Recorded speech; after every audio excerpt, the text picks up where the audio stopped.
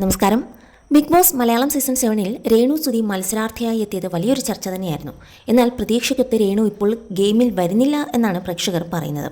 ടാസ്കുകളിൽ active അല്ലാത്ത രേണു പലപ്പോഴും വീടിനുള്ളിൽ ഒതുങ്ങിക്കൂടുന്ന അവസ്ഥ തന്നെയാണ്. ഇപ്പോഴിതാ രേണുവിനെക്കുറിച്ച് തുറന്നു പറയുകയാണ് ഷോയിൽ നിന്നും പുറത്തായ കലാഭവൻ സരിക. കടുത്ത മാനസിക സംഘർഷം രേണു വീടിനുള്ളിൽ നേരിടുന്നുണ്ടെന്നാണ് സരിക പറയുന്നത്. രേണു സുധിയെക്കുറിച്ച് ഏറ്റവും കൂടുതൽ പറയാനുള്ളത് എനിക്കാണ്. കാരണം എൻ്റെ ബെഡിലാണ് കിടന്നിരുന്നത്. നിഷ്കളങ്കയായ ഒരു പാവം വീട്ടമ്മയാണ്. ഞാനും രേണുവും എത്രയോ പ്രാവശ്യം സുധിച്ചേട്ടൻ്റെ കഥ പറഞ്ഞ് പുതപ്പിനുള്ളിൽ വെച്ച് കരഞ്ഞിട്ടുണ്ട്. അവസാനമായപ്പോഴേക്കും ഞാൻ അവരെ അവഗണിക്കാൻ തുടങ്ങി. എനിക്കിത് കേൾക്കാൻ പറ്റാത്ത അവസ്ഥയായി. നമ്മളെല്ലാവരും ഓരോ മാനസികാവസ്ഥയിൽ നിൽക്കുകയാണ്. രേണു ദിവസവും കരച്ചിലാണ്, പക്ഷേ അവർക്ക് അവിടെ നിൽക്കുകയും വേണം. എന്നാൽ എനിക്ക് പുറത്തു പോകണം എന്ന് എന്നോട് തന്നെ എത്രയോ തവണ കരഞ്ഞു പറഞ്ഞിട്ടുണ്ട്. അവർ പറഞ്ഞ 2 പോയിൻ്റാണ് എനിക്ക് ജെനുവിനായി തോന്നിയത്.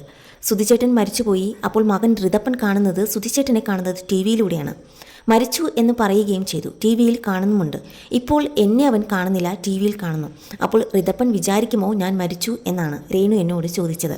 അവരുടെ ചിന്ത എനിക്ക് വളരെ ബ്രില്യൻ്റായി തോന്നി. അതെനിക്ക് ഭയങ്കര ഷോക്കായി. ഞാനും വിചാരിച്ചു സത്യമാണല്ലോ എന്ന്. അതാണ് അവർ ഓരോ ക്യാമറയിലും പോയി സംസാരിക്കുന്നത്. ഞങ്ങൾ ഇടയ്ക്ക് കളിയാക്കി പറയും, പക്ഷേ അവർ അമ്മ ജീവിച്ചിരിപ്പുണ്ട് എന്ന് പറഞ്ഞ് മനസ്സിലാക്കാൻ നോക്കുകയാണ്. ആരും ചിന്തിക്കാത്ത ഒരു വേർഷനാണത്. ഞാൻ ആദ്യമായാണ് അങ്ങനെ കേൾക്കുന്നത്.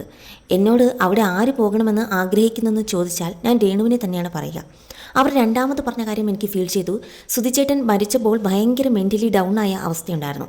ഞാൻ ആ അവസ്ഥ മാറ്റിയത് ആൽബം ചെയ്തും യാത്ര ചെയ്തുമാണ്. ആൾക്കാർ വന്ന് എൻ്റെ ഫോട്ടോ എടുക്കുന്നു. അതുകൊണ്ട് ആ അവസ്ഥയിൽ നിന്ന് മാറാൻ പറ്റി. ഇവിടെ നിൽക്കുമ്പോൾ എനിക്ക് സുധിച്ചേട്ടൻ മരിച്ചതുപോലെ പ്രഷറാണ് എല്ലാവരും തരുന്നത്. എനിക്കെൻ്റെ ലൈഫ് ആസ്വദിക്കാൻ പറ്റുന്നില്ല. അന്നത്തെ അവസ്ഥയാണിപ്പോൾ എന്ന് രേണു എന്നോട് പറഞ്ഞത്. ഇത്ര വലിയ റിസ്ക്കാണതെന്ന് രേണുവിനും അവിടെ വന്ന ഒരാൾക്കും നേരത്തെ തോന്നിയിരിക്കില്ലെന്നും സരിക പറഞ്ഞു. ബിഗ് ബോസിലേക്ക് വരുന്നതിന് മുമ്പ് രേണു സുധിക്ക് പിന്നാലെയായിരുന്നു സോഷ്യൽ മീഡിയ മുഴുവനും. റിയാക്ഷൻ വ്ളോഗേഴ്സ് രേണുവിനെതിരെ നിരന്തരം സംസാരിച്ചു. ചുറ്റുമുള്ള പലരും പല ആരോപണങ്ങൾ ഉന്നയിച്ചിട്ടും രേണു സുധി ആത്മവിശ്വാസത്തോടെ മുൻപോട്ട് പോയി. വീണ്ടും പലരും ആരോപണവുമായി രംഗത്ത് വന്നപ്പോഴും രേണു പതറിയില്ല.